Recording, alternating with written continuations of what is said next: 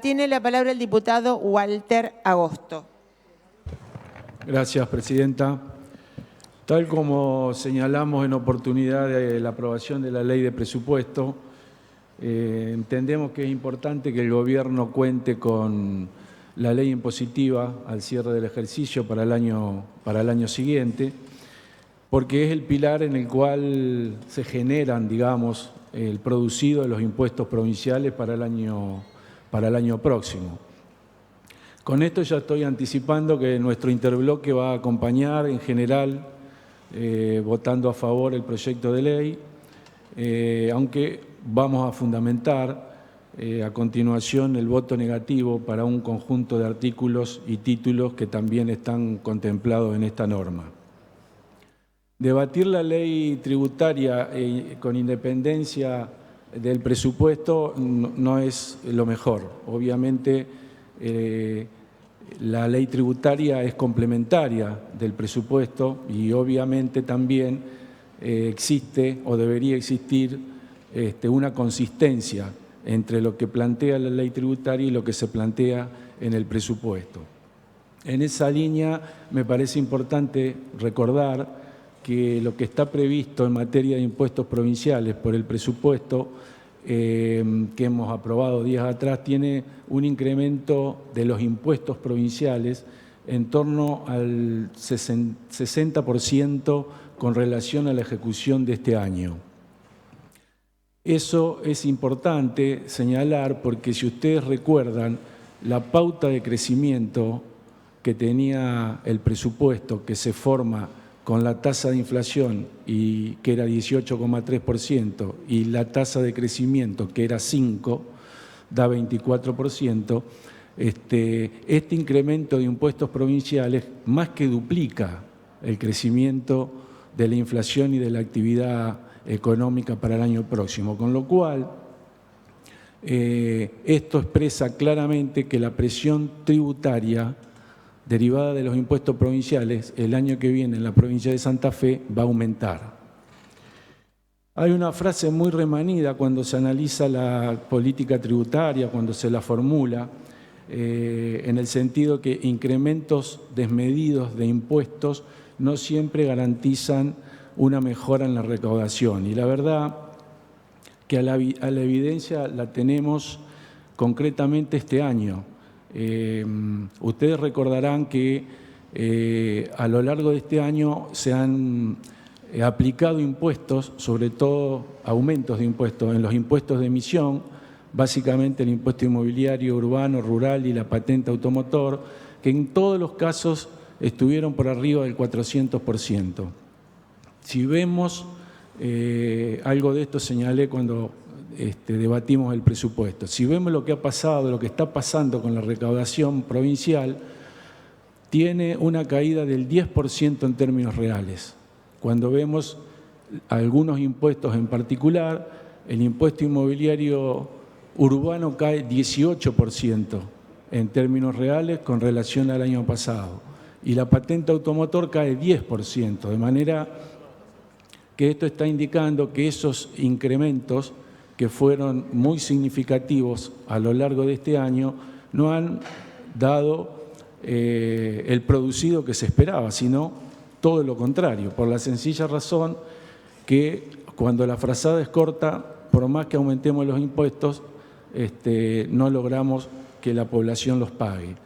Estos incrementos, que en mi opinión son desmedidos, derivan de un mecanismo de actualización, de potenciación de los aumentos impositivos que tenía previsto la ley para este año, que nosotros en su oportunidad votamos en contra, que tiene previsto para este año y que vamos a votar también en ese sentido, y que da la posibilidad, delega al Poder Ejecutivo a aplicar una segunda vuelta de impuestos.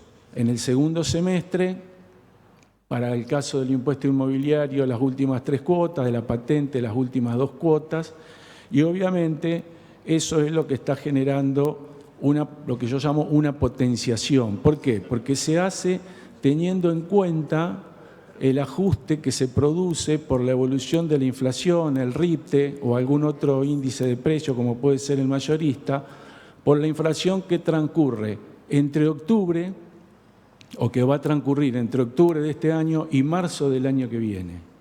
¿Y cuál es el problema que esto genera? Que cuando estamos en un proceso de desaceleración inflacionaria, ajustar los impuestos por la inflación pasada genera un castigo adicional para todos aquellos cuyos ingresos no se recuperan al mismo ritmo que esa inflación pasada. Eso es lo que ha pasado este año y eso es lo que va a pasar, aunque en menor medida, en el año próximo.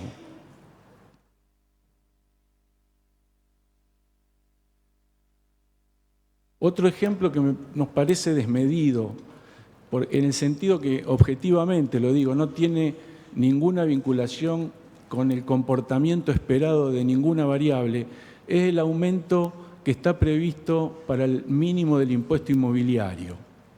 Es un aumento que supera el 200%, no encontramos justificación alguna para que se haga un incremento de esa naturaleza. Con respecto al tema del impuesto a los ingresos brutos, me interesa destacar que se incorpora aquí gravar las ganancias realizadas, como ya se mencionó, por la operatoria de títulos valores en cartera propia.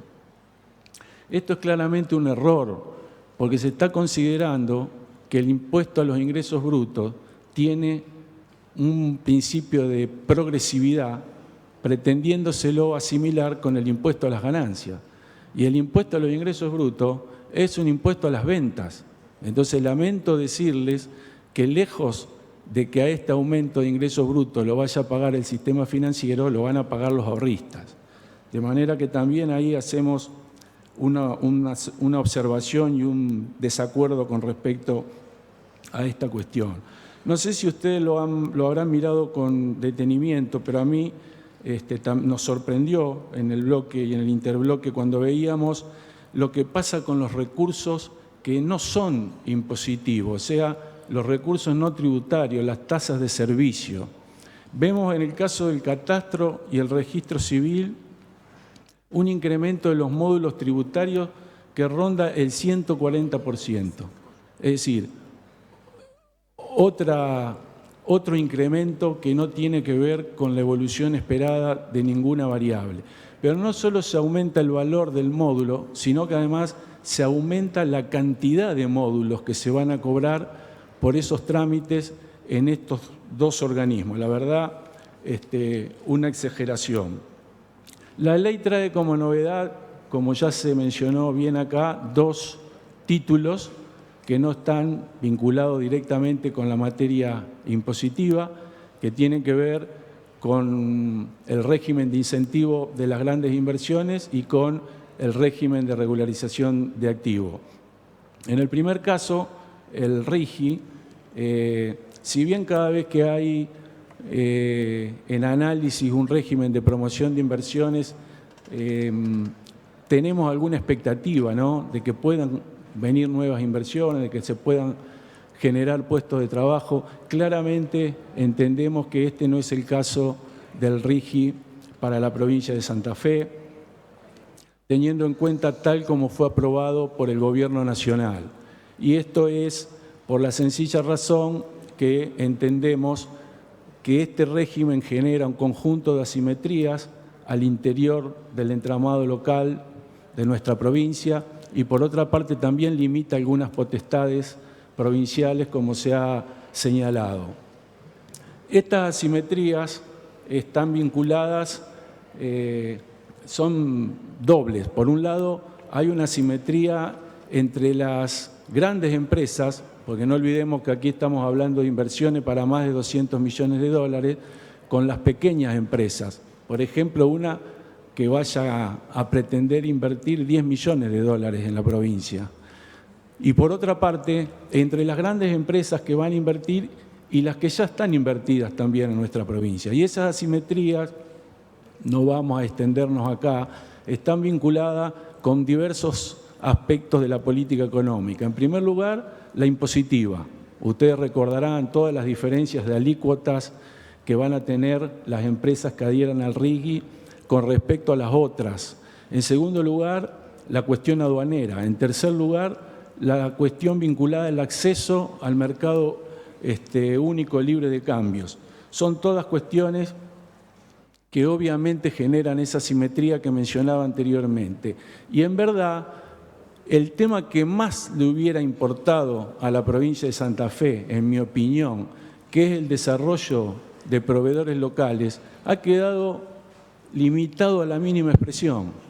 Solamente el 20% del monto que los BPU, es decir, los proyectos que van a ingresar al RIGI, destinen al pago de proveedores, van a poder ser utilizados para el desarrollo de proveedores locales.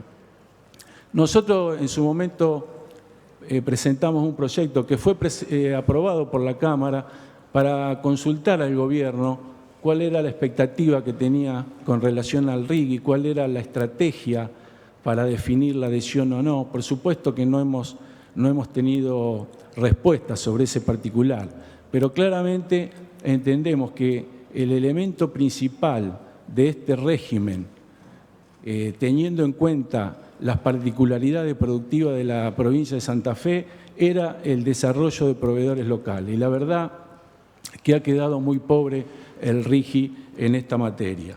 Pero no todo se limita, en este caso, a las cuestiones económicas. Desde el punto de vista jurídico, también existen algunas cuestiones, algunas mencionadas ya, que en mi opinión también están restringiendo las potestades provinciales. Permítame leer, Presidenta, el artículo 165 de la Ley de Bases, a la que se pretende adherir. Dice, sin perjuicio del ejercicio legítimo de las jurisdicciones y competencias locales, cualquier norma que restrinja o desvirtúe el régimen por parte de las provincias, por sí o por sus municipios, será nula de nulidad absoluta e insanable y la justicia competente deberá, en forma inmediata, impedir su aplicación. La ley manda a impedir su aplicación, ni siquiera a que la justicia tome cartas en el asunto y decida. Este artículo se complementa con otro que merece también ser destacado en el mismo sentido. Es el artículo 200, inciso C, el cual otorga a los BPU los proyectos. El BPU es una CUIT, Juan Pérez, o una empresa. Le otorga al BPU el derecho de operación continua, estableciendo que la operación del proyecto se desarrolle sin interrupciones por parte de las administraciones estatales, salvo que medie orden judicial y el proyecto tenga oportunidad de ejercer previamente su derecho de defensa.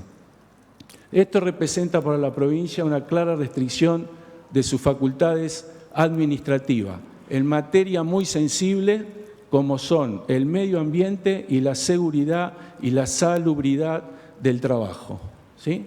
De manera que nosotros vamos a votar también negativamente con relación a esta adhesión. Y por último, Presidenta, el tema de la adhesión al régimen de regularización de blanqueo.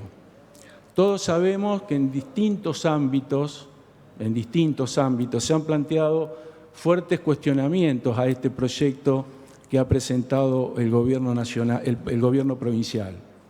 En primer lugar, el establecimiento de un impuesto, legislando sobre hechos pasados y contrariando un principio esencial del derecho tributario, que es la irretroactividad de la ley. En segundo lugar, como se dijo acá también, se crea un impuesto que es análogo a otro impuesto que creó la Nación, que además es coparticipable, y eso claramente puede ponerlo en pugna con lo que establece la Ley de Coparticipación Federal. Y finalmente, otro aspecto que también quiero señalar es que otorga un crédito fiscal a quien blanquea y abone este impuesto especial. Con lo cual da por tierra el argumento del gobierno provincial afirmando que de esta manera se hace pagar un costo al evasor.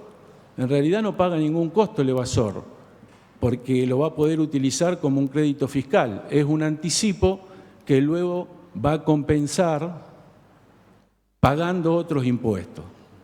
También es conveniente decir que este 2% no se le va a poder devolver a los cumplidores. En todo caso, será otro 2% que la provincia tenga que sacar del Tesoro Provincial, porque no se puede usar el 2% para muchas cosas, ¿no? Entonces no hay ningún costo para el evasor. El evasor paga un impuesto que después va a recuperar, computándolo a cuenta de otros. Vemos que hay acá una especie, vemos que el gobierno nos propone una especie de adhesión culposa. Nosotros directamente no estamos de acuerdo con el régimen de blanqueo, lo hemos expresado también, entendemos que la provincia en este momento no necesita un blanqueo, la provincia necesita un régimen que permita a pequeños contribuyentes de a pie, personas físicas y a pequeñas empresas resolver sus problemas de mochila impositiva, que obviamente no los resuelve en este momento los planes de pago que tiene la Administración Provincial de Impuestos. En definitiva, Presidenta, vamos a acompañar en general y por todo lo expuesto paso a mencionar cuáles son los artículos que vamos a votar negativamente. El artículo 1, el 2, el 3, el 13, el 17, el 68 y los títulos 3 y 4. Gracias, Presidenta. Gracias, diputado.